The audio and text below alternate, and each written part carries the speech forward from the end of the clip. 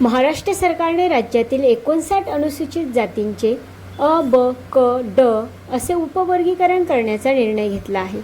मात्र जातीनिहाय जनगणना झाल्याशिवाय हे उपवर्गीकरण करण्यात येऊ नये या मागणीसाठी Republic party of India Athawale गट जळगाव महानगरच्या वतीने आज जिल्हाधिकारी कार्यालयासमोर जोरदार निदर्शने करण्यात आली.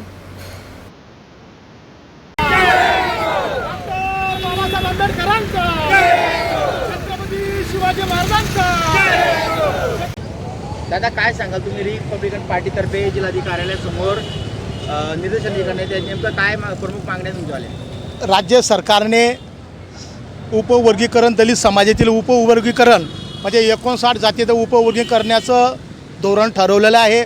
म्हणजे त्यामध्ये अ, ब, क, ड असे ते उपवर्गीकरण होणार आहे. तर ते रद्द करावा, तो नियम रद्द करावा, तो कायदा रद्द करावा, ते निर्णय रद्द करावा यासाठी आज केंद्रीय सामाजिक न्याय राज्यमंत्री आमचे नेते रामदासजी आठवले साहेब यांच्या आदेशाने संबंध महाराष्ट्रामध्ये आज लोकशाही मार्गाने कायदा सुव्यवस्थेचं भान ठेवून आम्ही आज निदर्शनं आंदोलनं या ठिकाणी करत आहोत की आमची मागणी आहे महायुतीकडे, देवेंद्र फडणवीस साहेबांकडे मागणी आहेत, एकनाथजी शिंदे साहेबांकडे मागणी आहेत, सुमित्राताई पवारांकडे आमची मागणी आहे की उपवर्गीकरण करू नये, जातीनिहाय जनगणना झाली पाहिजे. त्यामध्ये 100% म्हणजे जातीनिहाय गणना जर झाली तर 10% हा बौद्ध समाज आहे आणि त्या अनुषंगाने ते उपक्रम झालं पाहिजे अशी आमची एक आठवले साहेबांनी मागणी केलेली आहे.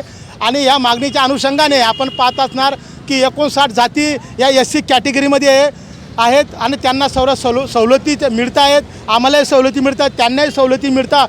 परंतु उपवर्गीकरण हे करावं असं काही लोकांचं या ठिकाणी म्हणणं आहे. त्याला विरोध म्हणून ते होऊ नये यासाठी आज लोकशाही मार्गाने संबंध महाराष्ट्रभरामध्ये Republican party of India Athawale साहेबांच्या वतीने आम्ही लोकशाही मार्गाने या ठिकाणी निदर्शन करत आहोत.